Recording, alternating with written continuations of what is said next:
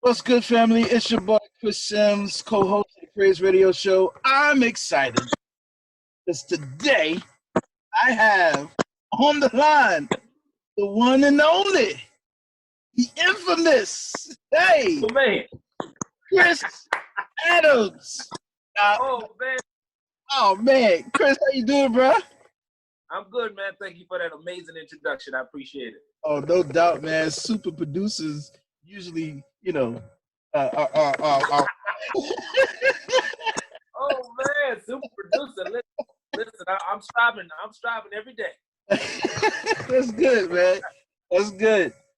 This is crazy because we've been working together on music for quite some time. Right. You've done a Right. lot of stuff for me. A lot of stuff people haven't even heard yet. But it's so crazy how we've been working together. It's probably been like maybe the last 2 3 years. Yeah, absolutely. Absolutely, man. And this is like we've communicated over the internet or over via text. This is actually the first time we were speaking. Like, Yeah. yeah. Speaking exactly. Exactly. It's crazy how things work out like that, you know? Yeah, man. This is crazy. I'm excited, man. I'm excited. So let's get into this, man. Tell us who Chris Adams is. Like, what's your story, man? Man, listen. Well, thank you for the opportunity. I appreciate it. Chris Adams is a father, a husband, a musician, a brother, a son. In a nutshell, but I've been really blessed just since I was 13, man, to produce and to write and to create and make tracks. You know what I mean? So I mean, I'll be 36 in September. I know I don't look like it, thanks. But you know, I'll be I'll be 36 in September, man. So make over 20 years I've really been honing in on my craft, and so I'm a perfectionist. I'm someone who loves God. I'm someone who appreciates every opportunity he's given to share his gift. You know, I mean, I think that I don't take it for granted, you know, that I'm in this seat where I am now, kind of working my way up and, you know, getting to the next levels and all that stuff. I mean, that's just who I am in general. Nice, man. So for everyone who doesn't know, Chris Adams, like I said, is super producer. And so what got you started into producing music? Oh man. Whew. So I mean, of course, with a lot of musician stories, you start off in church. Obviously, I played them. You know, I think I was 8 or 9 years old when we were at my church, and I started playing like the first note, and then the second note, and all the other stuff, and then my folks got a keyboard for me. My father, who lives in Jersey, he actually told me one time. He said, "Hey man," because he wasn't in the house at the time. He said, "Hey, why don't you put your music on a tape and send it to me?" And I think at that point, I said, "Man, I love recording music. I love creating it. I love the process it takes. I mean, it's a very tedious process, but I love it. Just really creating and just really being a part of that community of creatives and a part of that community of people who just create something from nothing, from conception, all that stuff. So that's pretty much what got me into it. And of course, you have the people that you look up to, Kirk Franklin and Hezekiah Walker and Kim Burrell. You have those people, and then you kind of look behind those people and say, wait, who is making them sound like that, right? And so it's not so much the art. It wasn't so much the artist for me. It was who is creating that sound. I remember listening to Kim Burrell's "Everlasting Life." I'll never forget this as long as I live. I was telling my kids this the other day, which is funny. I was listening to "Everlasting Life," and the first song on that was "I'll Keep Holding On." And when you played the CD, or back then it was a tape. When you played the tape, it was like a breath of fresh air. Like, I've never heard anything like this before in my life. It made me interested in saying, wait, who is the guy or the woman or whoever behind, Kim Burrell's vocals, behind the music, pushing them like that. And so I think from then on, I became very intrigued in production and producing and being the guy behind the boards, just kind of pushing that sound. Nice, man. Nice. So I heard you mention Jersey. Is that where you're originally from? I'm originally from New Jersey. Yes, I was born in Newark, New Jersey. We moved down to, and I lived in Irvington, but we moved down to North Carolina when I was 7. So I've been a Southern boy most of my life, but my roots are definitely in Jersey. Nice, nice. Okay. So, are you in church? So you mentioned you started your musical journey in church. Are you like heavily involved in the church now? I was. So my wife and I moved to Charlotte. We live in Charlotte. Moved to Charlotte about 4 year, 5 years ago now. Well, back 2014, 6 years ago. Woo. And so we actually started a ministry here. Well, I started with a ministry or helped plan a ministry here. So I was the music director for them for about 4 years, and then we kind of moved on for about a year. But right now we're sitting at home like everybody else, watching TV on I'm watching preaching on TV right now. So yeah, but I was definitely very very involved. Moving here, I did stems. Stems are kind of like programming, recorded tracks that the band would play to, and yeah, I kind of just built the whole infrastructure of the music ministry from the ground up. Okay, cool, cool. So you and I, we kind of got connected via this awesome site. I don't know if you want to talk about it a little bit. Sound Better. Sure. Yeah. Listen, any chance I have, I talk about them. They changed my life. Wow, wow. Yeah, let's talk about Sound Better because I I I thought that was an awesome platform because many people don't know that I had several heart attacks, and so that kind of had me on bed rest, and I couldn't really do much. So like traveling too much and going to studios and stuff like that was like kind of like out of my range for a while. And so Wow. being able to have that platform where I can be at home, I can record my ideas and send it to someone and Yeah. have someone build up. Yeah. That was like extremely beneficial for me. And I'm super Yeah. excited that I came across your profile because it's been an incredible experience so Thank you, far, man. and I believe we'll definitely be working together in the future. So let's talk about Sound Better. Let's talk about your experience Mhm. on Sound Better and like how you got started with them and what it's like for you now. Oh man. Yeah. How much time we got, man? Oh man, listen. And I tell the developers this, those who founded it all the time, man. Like they literally changed my life. I was like you. I mean, I think Sound Better came around at a time where I really needed it. Um, I was just a local piano player. I was a local keyboard player for my church. Nothing wrong with that. I was excited. I was happy to do what I did. But I knew there was something more for me. I had always known it. But the problem was I didn't have a lot of major credits to my name. Okay. I didn't work with Tasha Cobbs. I didn't work with Kirk. I didn't work with the heavy hitters. Shoot, even crossing genres. I didn't work with Jay-Z. I didn't work with Kanye. I didn't do any of that. So starting off with Sound Better, I really, really had to work, and I really had to prove that I was worthy to be up there. Mm, So I mean, I've been a part of Sound Better for about 4 years, and 300 reviews later, I'm still going strong. wow. You know what I'm saying? I think the thing that has kept me going was, working with people in different cultures. I mean, because you're not just working with someone in New York or North Carolina, you're working with someone in Australia, you're working with someone in Europe, and it's really pushing you to diversify your ear. You know what I mean? Because a lot of times, I come from church, so that's all we knew. That's all we knew growing up. Yeah. You know what I'm saying? We know that, and sometimes that's all we want to know. But for me, I said, what are people in Switzerland doing? What are people in Finland? How are they listening to music? What are they listening for these days? And so that's what it offered me, the opportunity to really branch out, to branch my sound, and to collaborate around the world. Nice, man. So, we were talking about Sound Better and talking about creating music. You want to do something for us? You wanna let us hear something you've been working on, something you've worked on? Yeah, let me see what I can pull up. I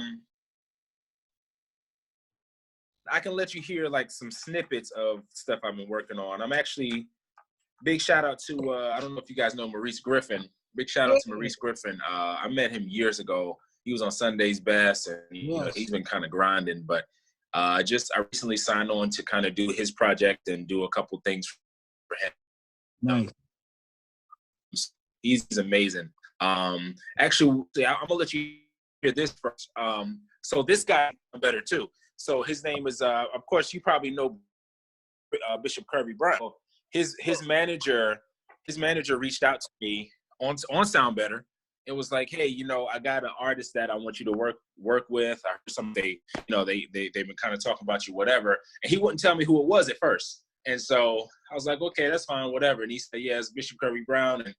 And because I'm from the North, I'm like, oh, Bishop Kirby Brown with Bishop Hez, all that stuff. So I thought it was pretty cool. But he just released this one right here. He's coming back again. Let me see if I can put it.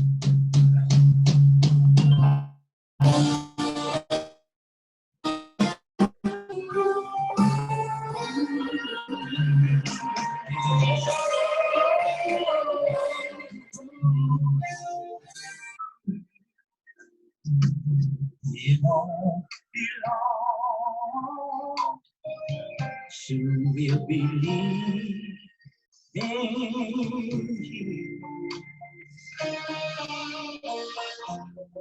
It won't be long.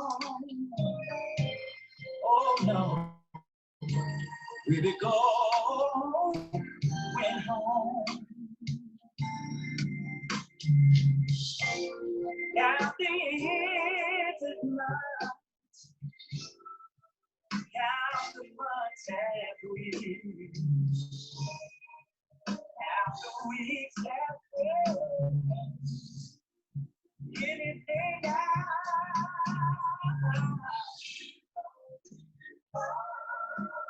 we're going home. We're going home.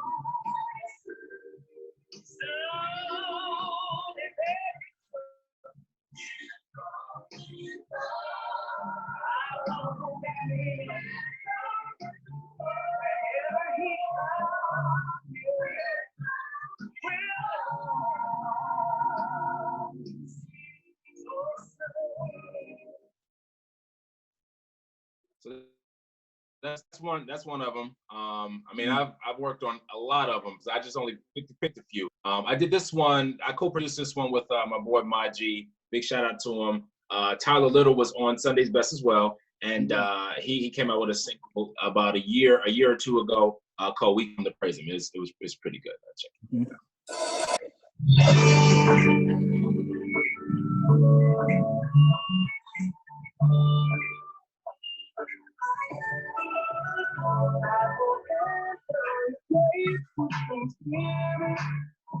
And our enters Thanksgiving days, and for all of the wonderful blessings, I will forever praise your name.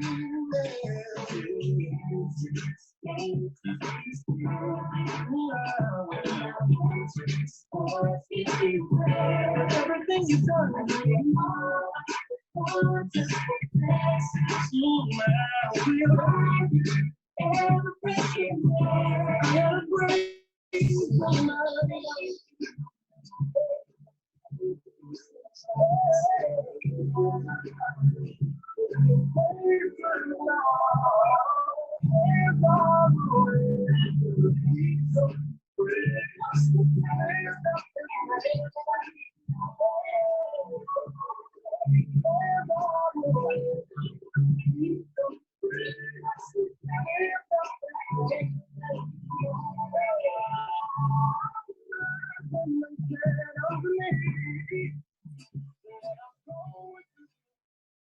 Yeah, we rocked that one out.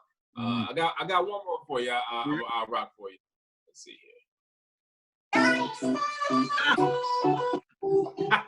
Sound familiar. That must sound familiar.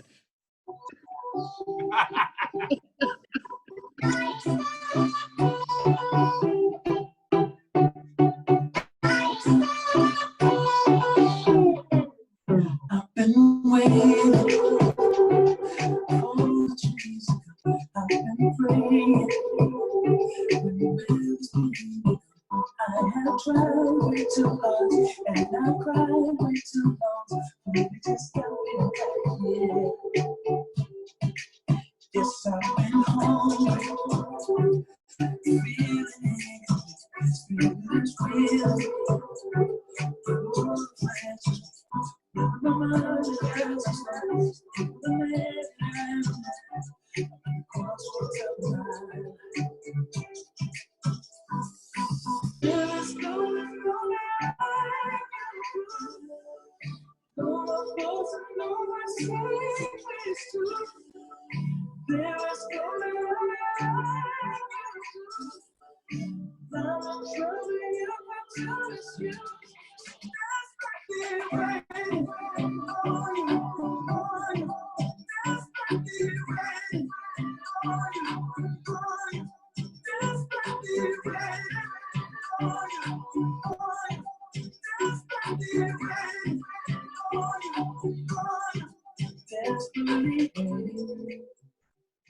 Yeah, that's one of my favorite records right there, though.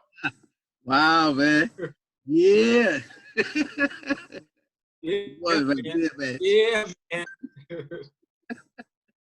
That is dope, man. Thank you for sharing those, bro. Thank you for sharing those. Absolutely, man. Absolutely. Thank you for asking. All the good stuff. This is exciting, man. So tell what is your creative process like? Where do you begin when you have to work on a project? I try to start with the top line first. Let me see.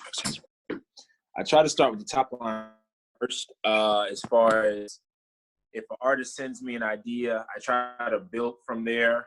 I know, when we were working, you would send me a lot of different ideas with the click track, and that actually helped a lot.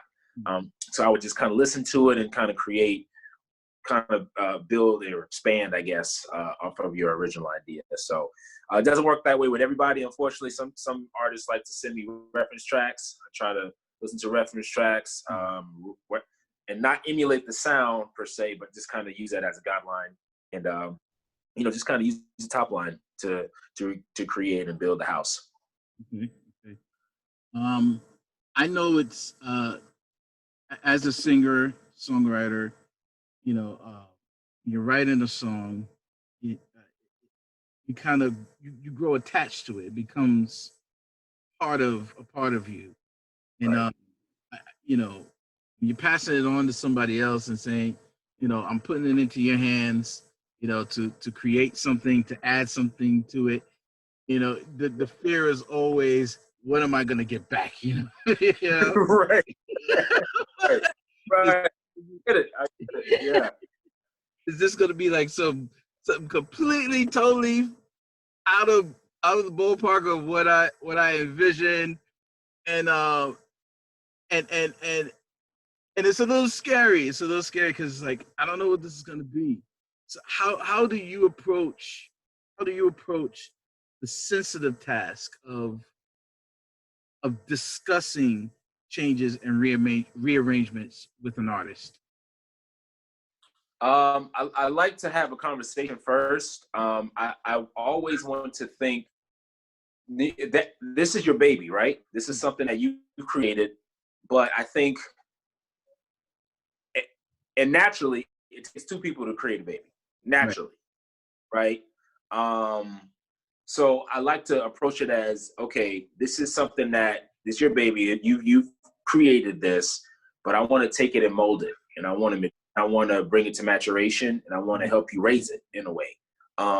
Because two heads are better than one, obviously, but I always want to be sensitive to what you're saying and what the origins of the song is, and not to take it somewhere else to try to make it sound like the top 40 on the radio, but really take into consideration, okay, what did God place in your heart first, So how can I, for me to convey that message? I mean, obviously it's collaboration.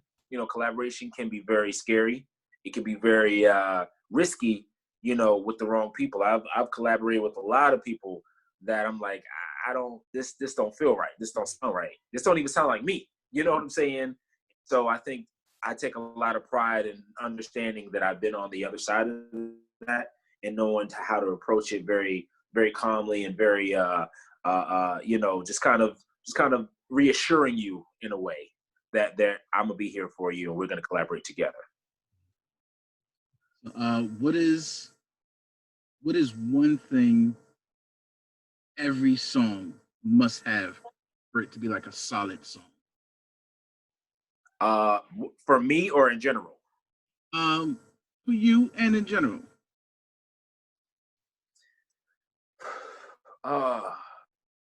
You have to have some walkaways.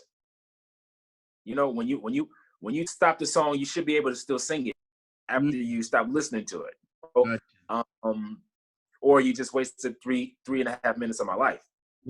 Right. I you know what I'm saying? Like I can't get that back. So Right. if I'm gonna spend 3 minutes listening to your song, it has to be something worth me listening to. So I think the greatest opportunity that I've had, growing up in church is being melodically driven. I'm a melody person. So I hear melodies, that are counter melodies to your melody. And so I try to push them together. And even God gives me like different sounds, different harmonies and all that stuff. I'm like, yo, let's create this movement now. And so we're getting to a place, especially now in music, where melody is coming back. It wasn't really melodically driven a while ago. It was heavy bass, heavy subs, heavy 808s. But now we're really getting back into the melody. And so I think that's something for me, that one song, the one thing that every song has to have is it's got to be melodic. Gotcha. That's good. Who, in your opinion, is the best music producer working in the industry right Whew. That's a loaded one.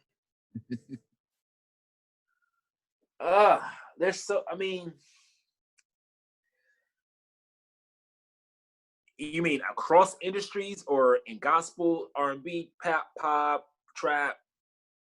Yeah, you're right. That is a loaded question. Let's do gospel. Okay. And let's do pop. Okay. I think right now Trent Phillips is killing the game.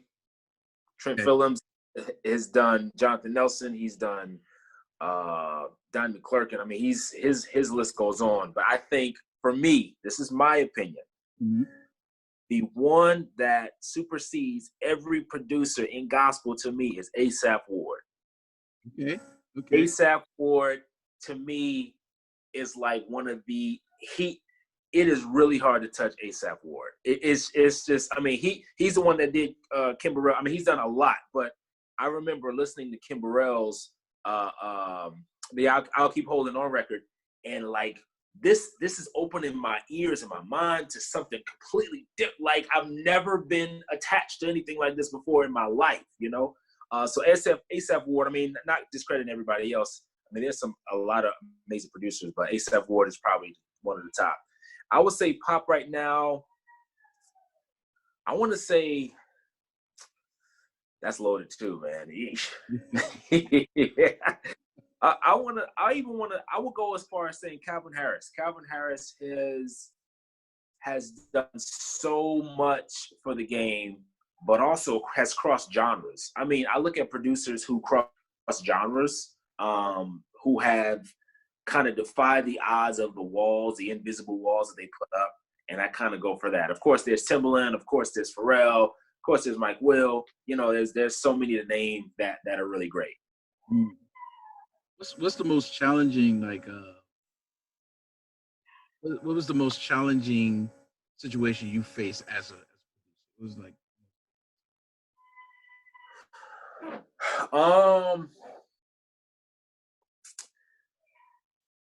I think one of the greatest challenges for me is being unique, being myself.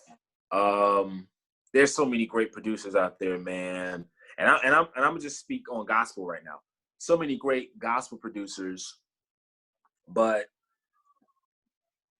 there could be a formula that's used to make it sound similar.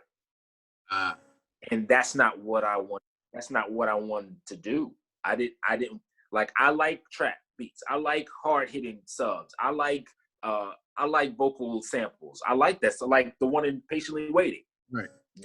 That's something completely out of the element of normal gospel. You know what I'm saying? And so I remember being young and saying, because my mom was strictly religious, like we went to church all the time. We did everything in church. And I said, well, Mom, I want to produce music. Would you look at this as a job or da-da-da? She said, well, I think this is if there's something that you want to explore it. Right. And so that gave me the creative freedom to not just be boxed in, even doing gospel, not just to be boxed in and have this one sound. And so that's kind of the thing that I'm struggling with. And also, we live in a comparative society to where, Chris Adams sounds like, these sounds like Chris Adams. Like I've been blessed so far to not be compared to anybody. You know what I'm saying? And I want to continue to work at that. I want to continue to be my own self, be unique, to hold those who have made it and to hold other producers on a high pedestal because I look up to them, but I don't want to emulate them. Nice. That's good, man. That's a good word, bro. Thank you, man. What's next for you, man? What's up? What's new? What's up? And I gotta say it again. What's new for Chris Adams? Well, I'll be honest with you, man. I got a lot of irons in the fire right now, a lot, and just being prayerful on what to take, just being prayerful on where to go. A couple years ago, I was a Charlotte producer. Now it's kind of reaching beyond the four walls and beyond the city limits. So that's a blessing. But it also takes a lot of prayer. It takes a lot of kind of filtering out what's for you and what's not for you. Some deals that's coming across, it's like, oh man, I would be a fool not to take that. Right. But then I have to step back and say, have I consulted God? The right move for me? I'm married with kids. I have a big responsibility to them. So, just a lot of different things that I'm juggling. But just keep me in your prayers for that one. Definitely. Thank you, man. So I got to talk about this for a little bit because it's affecting the whole world. Okay. Pandemic. Yeah. COVID-19. Yeah. This Rona.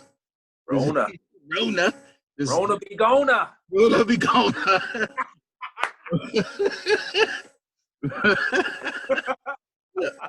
Has this affected you or your family in any way?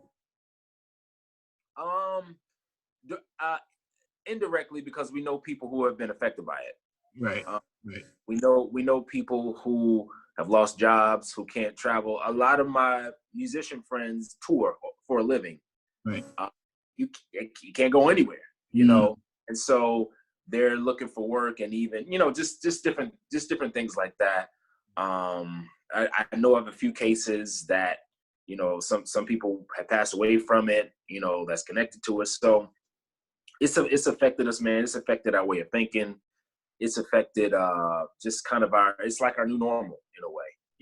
It's affected us psychologically as well. So we're still trying to get through it, still trying to pray. I will say in this season though, the remote producer situation has skyrocketed though. I will say that just because people aren't able to connect as much as they used to.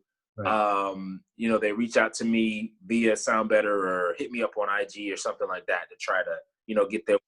So, it's definitely done some wonders for me, but it's still, keep those who are affected heavily in prayer. Well, bro, I appreciate you jumping on here with me, man, and talking with us today. Hey, thank you for the opportunity, man. I really appreciate it. My pleasure, man. My pleasure. Listen, you ever in New York, hit your boy up. Let me know. Yes, sir. Yeah, man. So this is good. This is Car Chronicles with Chris. Yeah, Chris Sims and Chris Adams. Oh man, this is good, man. I appreciate you, brother. Listen, extend my love and appreciation to your wife and your children. For I'm sure it takes time away from them. You have to sit down at the board and put this music together, and also taking your time out today. I appreciate it. I don't take it for granted, bro. Appreciate it. And I appreciate you for even considering me, man. I thank you so much. No doubt, no doubt. Everybody, Chris Adams. Tell everybody how they can reach you, or where they can find you. Hey, I tell you what, the easiest way to reach me is on IG at the Chris Adams. Yeah, at the Chris Adams. THEE Chris Adams. Hit me up directly. Let me know what you want to do. I'm ready to link right now. Awesome. This is good, man. Bro, bless you, man. Enjoy the rest of your day. This is awesome. I appreciate you again. You as well. Thanks, man. All right, peace.